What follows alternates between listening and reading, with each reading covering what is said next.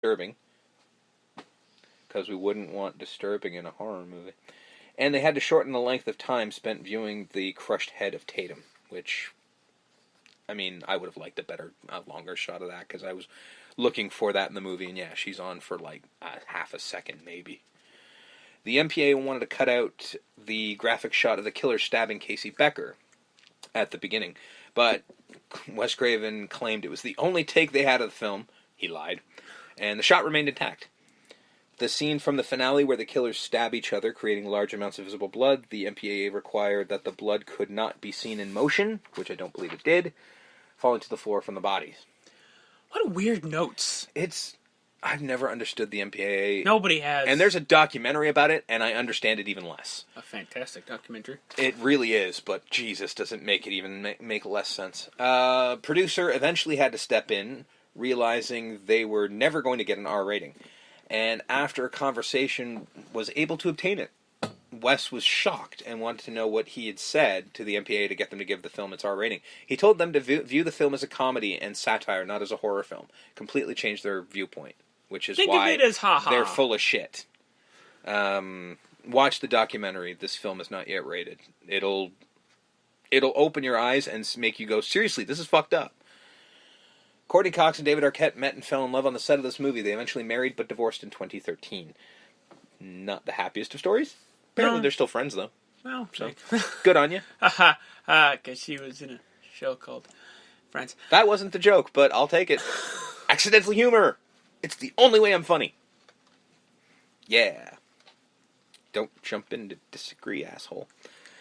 The film was released in December, 5 days before Christmas. The studio did this because during the holiday season, family-friendly movies are usually released, and the studio wanted to give the horror audience something to see during a time when no horror movies were out. I wish they would do that now. Little girl from E.T. There she is! Got it!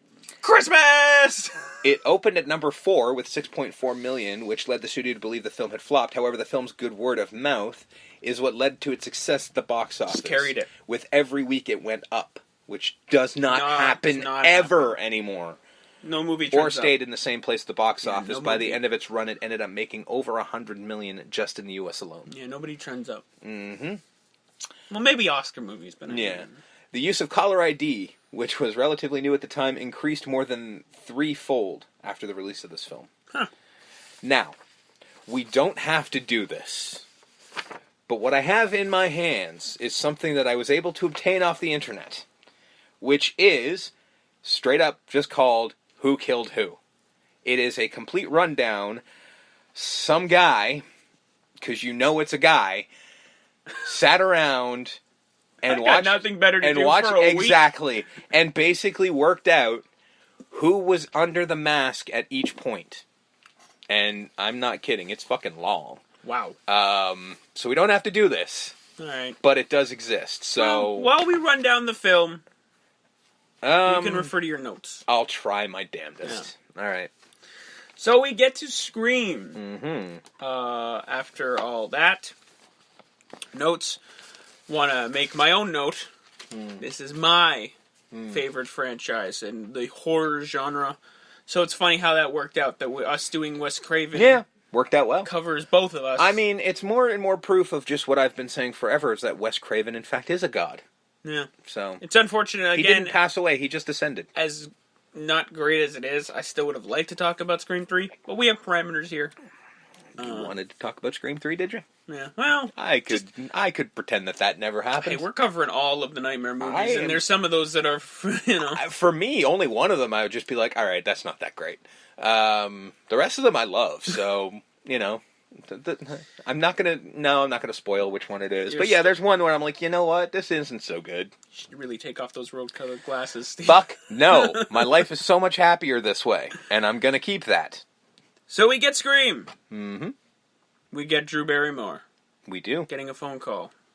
Mm-hmm. And it's a very calm person on the phone. Which was technically the beginning of my little intro there, but you could barely hear it.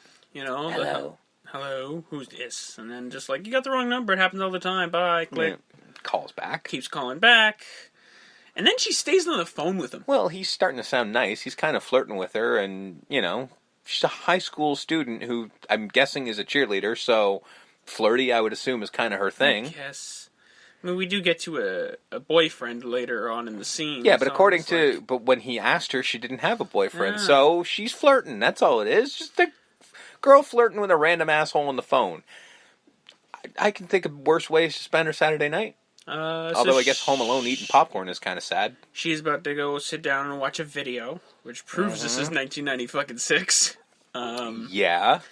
What video? Halloween. Uh-huh. Not the first reference. How many To reference? Halloween Alone? Yeah, that's the thing. A lot. Halloween gets at least 3 or 4 and, checks, right? And they actually, and we will get to it later, but they use sound clips from the movie to soundtrack this movie. Which is which makes me so happy. But it's true. You'll notice throughout the film that Kevin Williamson Likes him some Halloween. likes him some Halloween and likes him some horror movies. I think he directed H2O, by the way. Did he? I think he did. Makes sense. Or he either wrote it or directed it. I'm not sure. But he's definitely... I'm going to have to look that up now. But yeah. So we name check Halloween. Name check things like Friday the 13th. Oh, is that the guy with knives for fingers for knives? Knives for fingers. Knives for fingers. Oh, yeah. And then the whole little dig there. Well, he basically is just like, that one was scary. Well, the first one was, but the rest of them sucked. That was actually written in the script, though. Right. That wasn't That's his probably... thing. That's just Kevin Williamson's personal feelings. Yeah. Like, Wes Craven aside. Wes wouldn't have put that in there just because he did co-write the third one and wrote and directed the 7th one. Yeah. So, I don't think he would have put that in there. Any references to himself, in fact, he did cut out. I will point that out later. So the phone call takes a turn, and I think she hangs up on him. Yes. And then he calls again, and he's like, don't you hang up on me again. Calling me again. You hang up on me again, I'll gut you like a fish. Like, he turns. Yeah. Real quick. Very quick. He's because he says something to tip off the fact that he might be watching her. Oh, he's just like, well, oh, God, what does he say? Is it, I want to see who I'm looking at? Yeah, I want to see who I'm looking at. What do you mean? And then calls her Blondie, so he knows she's blonde, and... I might be wrong. Kevin Williamson may not have had anything to do with the Halloween series. That must bother him. I mean, maybe there's still time. They brought it back. That's true. Recently. That's very true. So he's basically now fucking Jigsaw because he wants to play a game. Yeah, well, or Jigsaw is Ghostface. Wants to play a little movie trivia. I want to play a game. And which I do enjoy that he kind of does it in a way of like, all I want to do is play a game. I know I just threatened to kill you, but I just want to play a game. And the prize is that, well, she has a boyfriend. Yep.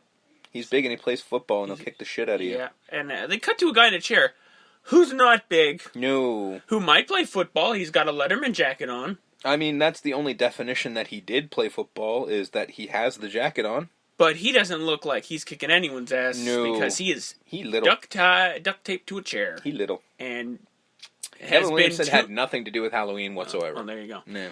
And Mr. Steve, not me, not you, has been pretty tuned up. Like he's tore up from the floor up before the knife even goes in. Yeah, he's taken a beating already. Clearly, the killers plural, had an issue with Steve. Yeah, and then we find out why later. So she's freaking out. Obviously, her boyfriend is tied, and basically, if you get this question wrong, he's dead. Yeah. So he asks her a tune-up question. Who was the killer in Halloween? And then she's freaking out, and he goes, answer the question, or I'm going to fucking kill him. And she goes, Michael Myers. Yes! Which I love that. That delivery of yes joyous is just so, it just makes me so happy with that killer saying that. Like he's proud of her. Yeah. Like, good job! Yes! Yeah. Oh, so good. Then he asks her a question. Trick question. It is a trick question. Yeah. And she's under duress. You played with us, sir. She's under duress at this point. Basically, she couldn't even come up with Michael barely. Yeah, it took her a minute. It's her favorite scary movie. Yeah. Who is the killer in Friday the 13th? Jason! Jason's the killer! And I like when he's wrong He's answer. Like, fuck you, no it isn't. She's like, no, I've seen that movie 100 goddamn times. I know he isn't. Then you would know that Mrs. Voorhees is the killer in the first one. Jason didn't show up until the sequel. It's like, fucking you son of a bitch. Because she's like, you tricked me. Yep. He's like, that's okay, you're still in it. But Steve's gotta go. Light goes out, you hear him scream, you hear a knife. light goes back on, and he is just on display. His fucking guts are down. And again, if the MPAA hadn't stepped in, you would have seen him fall out of him, which would have been a better shot. Yeah, because it just kind of just him going. Yeah, he's just sitting there, and the guts are out. I'm like, that's not as fun. Wow. It'd be more fun if they were moving. It would be. Thanks, censors. And we saw them in the 70s. Fucking Day of the Dead. I saw a fucking zombie leaned over and fucking guts pile out everywhere. And they were eating. Why 1996 not cool? Like, I don't know. Fuck your shit, man. We're supposed to get better, not worse. So, it's no longer movie trivia. Yep. The question now is, am I at your front door? Mm-hmm. Or your back door? Hey. That could be taken very interestingly. That could be taken in several ways, Mr. Ghostface. But I think she would know. Yes, I would hope. Jesus. Wait, there's two of them. That took Wait you a a minute there on that one. Because I'm like, wait, there's two of them. Hold on. But we don't know that yet. At the time. Fair enough. So the answer technically And was he gives up both. And it gives up, pardon again the pun, he gives up the ghost. He does, yeah. Like throwing a fucking chair, whoops a chair through the fucking back door. I mean, but when she went to the front, he was there, was he not? Exactly. So I guess the whole 2 kill it. Yeah. Because you think we should have clued on that right from the start. You'd because think. I'm like, how would he have time to throw a chair through the back, and then by the time she gets to the front, Honestly, he's there? Because it's a horror movie, and that happens all the time. Right. We've been trained from the 80s, from this man himself, as well as his partner, Sean Cunningham, that these guys can teleport. Right. Without lack of a better term. I mean, Jason can teleport. How the fuck else could he be walking at a steady pace and catch up to some, like... Even if they fall in the deceptively flat ground that is the forest, he still should not be right next to you. Yeah. There's no way. Like, you can get enough traction that you'd be, like, a mile ahead of him. You can fall and take a second to get up, and he should still be about a half a mile away. But he's there. But he's right there. So he can teleport. That's what we've believed in every slasher film ever. So, what I like about this movie, and what I like about this franchise, what I like about this particular killer, or killers, as in this movie and then into further sequels... It's always 2. ...is that they're not this fucking Mike Myers, Jason Voorhees... Stop calling him Mike Myers. He's not Wayne Campbell. I said Michael. You said Mike. Well, either way, Michael Myers... That's a pet peeve. I don't like when people do that. Fine, Jay Voorhees. I'm fine with that, oddly enough. These, like... unbeatable killers, like you punch them and nothing, they no-sell it. Yeah, well, I mean... These guys, you hoof them and they're just, oh! Well, you gotta remember, like, even though he's supposed to just be a dude in the original, Jay, is still kind of an undead zombie pretty quickly. So, him standing up to it is pretty believable. Freddy takes a beating. He sells like the best professional wrestler there is. He'll take a beating all day long. Won't do shit to him, but he'll sell it. Michael Myers is the only one that I'm kind of like, you know what? Because he's just a person. He is just supposed to be a guy, although he has been decapitated more than once in the franchise and come back. So I don't know if he is just a person. Although all of that's been taken away from this most recent version, and I'm okay with that. Yeah. So he is still just a dude now. Mm-hmm. But it is hard. And also at the same time, like... Michael Myers is jacked to the fucking gills. Man, so I would think that, like... He's a big, tall guy. I would assume Jamie Lee Curtis punching you in the stomach probably not that gonna affect you that much. You know what I mean? When you're that big. Either way, I like that she's fighting him off, and it works for a minute or two. Like, she hoofs him, and he, sells it a bit, and so she can happens a lot in this movie. They are not good at their job, which is kind of entertaining. And she sees a car coming down the way. It's her parents coming home. Yeah. And...